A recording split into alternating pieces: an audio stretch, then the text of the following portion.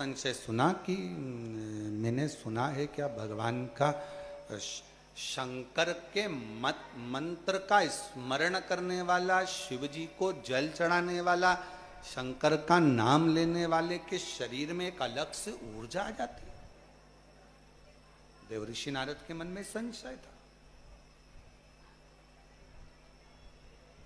एक संशय उत्पन्न हो गया। तुम रुका जी ने कहा मेरे पास इसका उत्तर है, पर मैं उत्तर नहीं दूंगा। इस उत्तर को पाना है तो तुम ब्रह्मा जी के पास चले जाओ, ब्रह्मदेव से कहो जाके। अब नारद जी पहुंच गए ब्रह्मा जी के पास। श्रीमन नारायण श्रीमन नारायण श्रीमन नारायण ब्रह्मा जी।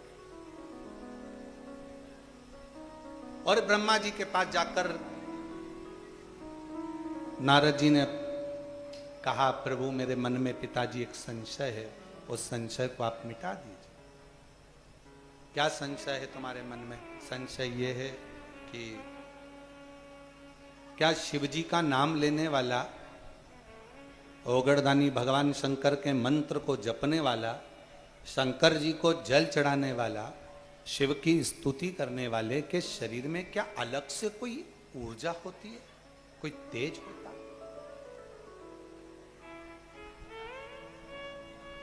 ब्रह्मा जी ने सुना, नारद जी को बिठाया, ब्रह्मा जी ने एक उपदेश, एक सुंदर संवाद ब्रह्मा जी ने श्रवण करा। सुनो नारद, चंद्रवंश में एक दशहर नाम के राजा हो गए, जिनका नाम था दशहर। आप लोग बोलो एक बार, दशहर। एक राजा हो गए चंद्रवंश में जिनका नाम था दशहर। बड़े विद्वान थे,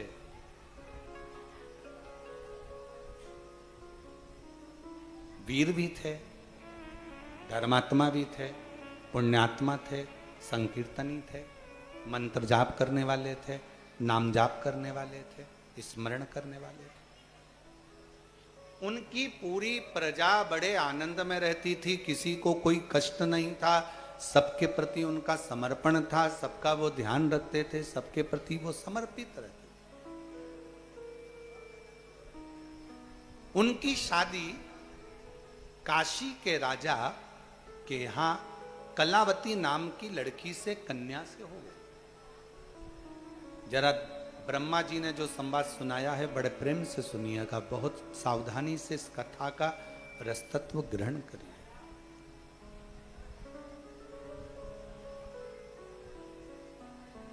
कलावती नाम की कन्या के साथ में उनका विवाह हो गया। काशी में रहती थी कलावती, शिव जी के प्रति उनका बड़ा समर्पण था, बहुत भगवान शिव की भक्ति करती थी।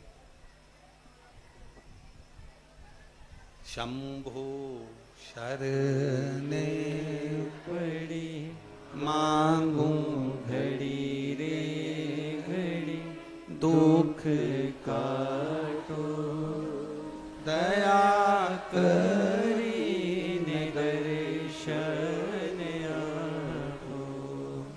शंभु शरण पड़ी मांगू घड़ी रे घड़ी, दुख काटो दया करीने दर्शन आपो।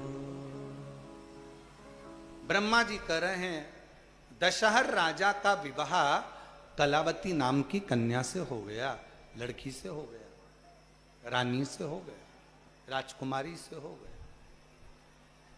विवाह कर कर घर आ गई, निवास किया। एक बार रानी ने राजा से कहा, रानी राजा से बोली, रानी ने राजा से निवेदन किया, श्रावण का महीना आ रहा है स्वामी,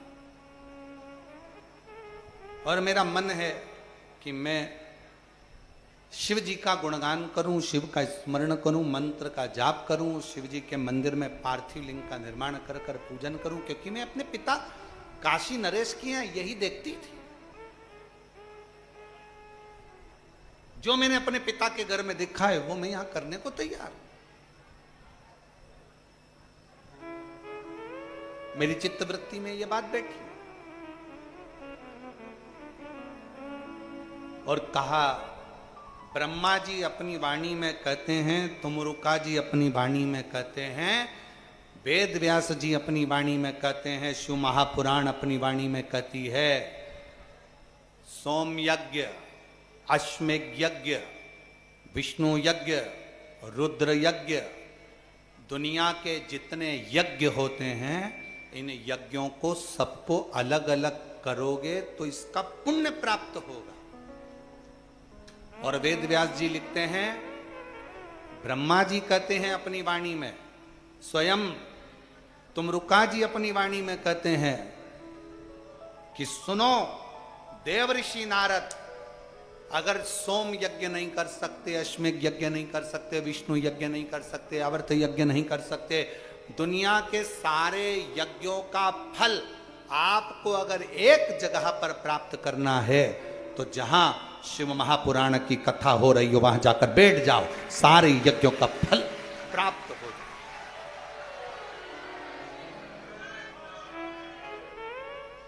कई लोग हमसे पूछे, गुरुजी शिव महापुराण की कथा में इतनी भीड़ आ जाती है कि दिल्ली जाम हो जाती है?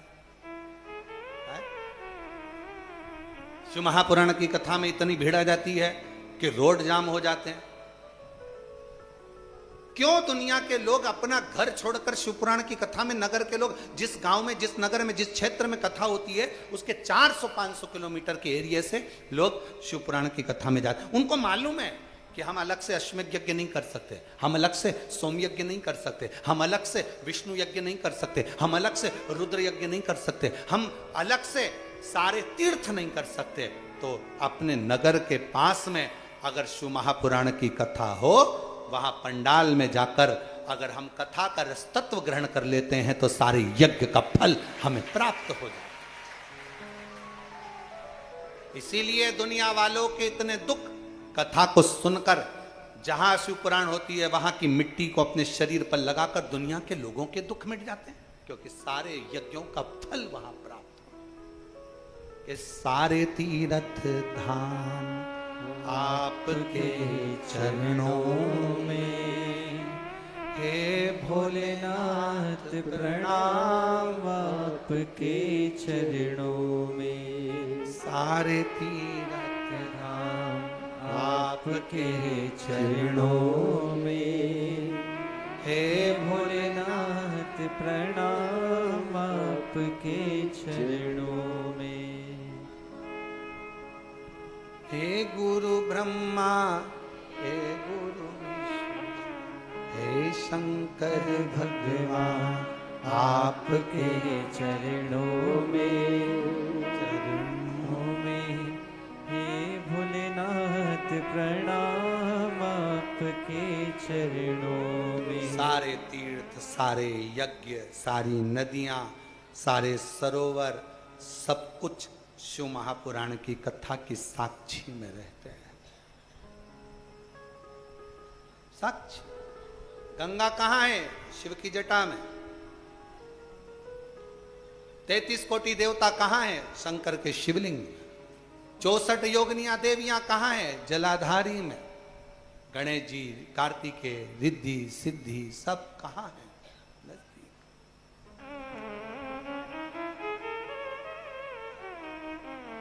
इसलिए अपने पास में जहां हम अभी, ये कथा तो कल विराम हो जाएगी गंगा दशहरे के दिन, कल बाबा का भंडारा हो जाएगा, प्रसाद आनंद भंडारा तो रोज ही है, कल यहाँ कथा विराम हो जाएगी और ऑनलाइन कथा है, इसलिए कथा का समय प्रयास यही रहेगा कि 2 बजे से 5 बजे के ही क्रम में कथा का लाभ लें। पर कई लोगों की ट्रेन रहती है, कई लोगों को जाना रहता है, इसलिए कथा का समय सुबह 8 बजे से 11 बजे तक रहेगा। 8 से 11 बजे तक कथा का समय ऑफलाइन रहेगा और ऑनलाइन वालों के लिए तो वही 2 बजे से 5 बजे तक रहेगा। 2 बजे से 5 बजे तक कथा सुन। तो कल जो रोज भंडारा तो सुबह 10 बजे चालू होता है, शाम 4 बजे तक चलता, तो कल की प्रसादी की व्यवस्था कथा होने के बाद में चालू करेंगे, ठीक है? बिस्कुट वगैरह हैं सबके पास? हाँ ठीक है। ठेहुआ मठरी थोड़ा थोड़ा सामान बना के लाते हो, बाबा धाम आते हो तो थोड़ा थोड़ा सामान सबके पास होगा, पाइए आनंद लीजिएगा। प्रयास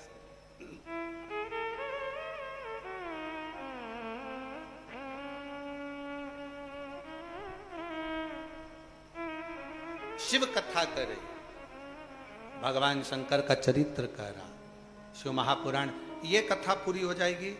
फिर कथा चाकरवाड़ी में बीड़ जिले में प्रारंभ हो जाएगी 8 जून से 14 जून तक। दोपहर में 1 बजे से 4 बजे तक उस कथा का अपन टीवी पर लाभ लेंगे और कथा स्थल पर भी 1 से 4 बजे तक कथा का लाभ लेंगे। सारे यज्ञ नहीं कर सकते, सारे अनुष्ठान नहीं कर सकते, तो जहां कथा हो वहां बैठो, सुनो। बाबा देवादिदेव महादेव से अपने मन का भाव अवश्य कहें, दिल से प्रार्थना करें, विनय। जहां जगह मिले वहां बैठ जाओ। जो लोग दरवाजे पर खड़े हैं उनसे भी निवेदन है, बैठ जाओ। बहुत दूर दूर से आए हो प्रार्थना करने के लिए बाबा से, बैठकर प्रार्थना करो। वहां बैठने की जगह नहीं हो तो पीछे जाके बैठ जाओ। और जो अंदर बैठे हैं उनसे निवेदन है, थोड़ा थोड़ा सा जगह करके सबको बिठा लो। हृदय से प्रार्थना करिए, विनय करिए, निवेदन करिए। बाबा को अपने मन का भाव बड़े आनंद के साथ हृदय से कहिए। जिनको आता है वो साथ में बोलेंगे, प्रार्थना करेंगे।